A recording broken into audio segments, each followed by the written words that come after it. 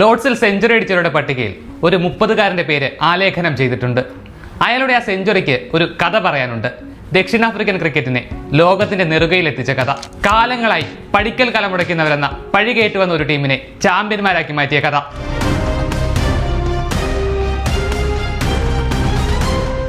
ലോക test championship ഫൈനലിന്റെ 3-ാം ദിനം സ്റ്റാർക്കിന്റെ അർദ്ധ സെഞ്ചുറിയിലൂടെ ഓസ്ട്രേലിയ ലീഡ് 250 കടത്തുമ്പോൾ സൗത്ത് ആഫ്രിക്കൻ ബോളർമാരിൽ നിരാശ പ്രകടമായി തുടങ്ങിയിരുന്നു.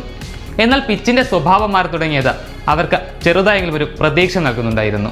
എങ്കിൽ പോലും ചരിത്രം പ്രോട്ടീസിന്റെ പ്രതീക്ഷകളെ നോക്കി ഒരു കഴുകനെ പോലെ വട്ടം വിട്ടു പറന്നു. ടെസ്റ്റിൽ 250 മുകളിൽ ഒരു ലക്ഷ്യം വിജയകരമായി അവർ ചേസ് ചെയ്തിട്ട് 17 കൊല്ലത്തോളമാകുന്നു.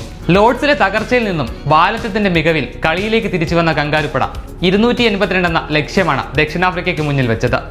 2-ാം ഓവറിൽ റിക്കൽട്ടൺ പുറത്താകുമ്പോൾ സൗത്ത് ആഫ്രിക്കയുടെ ചോക്കിംഗ് വീണ്ടും സംഭവിക്കാൻ പോകുന്നു എന്ന് പലരും കരുതി. എന്നാൽ അവിടെ സംഭവിച്ചത് മറ്റൊന്നും. പിച്ച് ബാറ്റിംഗിന് അനുകൂലമായതോടെ ദക്ഷിണാഫ്രിക്ക കരുതലോടെ കളിച്ചു. ആദ്യം മൾഡറെ കൂട്ടുപിടിച്ചും പിന്നീട് ബൗമയ്ക്കൊപ്പവും മാർക്രം സൗത്ത് ആഫ്രിക്കൻ സ്കോർ ബോർഡിനെ ചലിപ്പിച്ചു. ആദ്യ ഇന്നിംഗ്സിൽ സംബൂജിനെയും അടങ്ങിയ താരത്തിന് നേരിട്ട 69-ാം പന്തിൽ 50, 156-ാം പന്തിൽ സെഞ്ചുറി. മറുവശത്ത് ബൗമയുടെയും ചെറുത്തുനിൽപ്പ്. മാർക്രമിന്റെ സെഞ്ചുറിയോളം വിലയുള്ള ഇന്നിംഗ്സാണ് ക്യാപ്റ്റൻ ബൗമയുടെ ബാറ്റിൽ നിന്ന് പിറന്നതും. റിസർവേഷൻ കോട്ടയിൽ മാത്രം ടീമിൽ കയറിക്കൂടിയവനെന്ന ചീത്തപ്പേര് കേട്ടിരുന്ന താരം. പരിഹസിക്കപ്പെട്ടപ്പോഴെല്ലാം അയാൾ കാത്തിരുന്നത് ഈ നിമിഷത്തിന് വേണ്ടിയായിരുന്നു. സ്വന്തം കാലിലെ പരിക്ക് പോലും വകവയ്ക്കാതെ അയാൾ പോരാടി.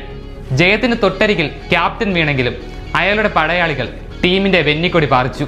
മത്സരത്തിന് മുൻപ് ക്യാപ്റ്റൻ ബൗമ പറഞ്ഞതുപോലെ ഒരു കാലത്ത് ഇതിഹാസങ്ങൾ വാണ ദക്ഷിണാഫ്രിക്കൻ ക്രിക്കറ്റിന് പുതിയൊരു ഉയർത്തെഴുന്നേൽപ്പാകട്ടെ ഈ വിജയം.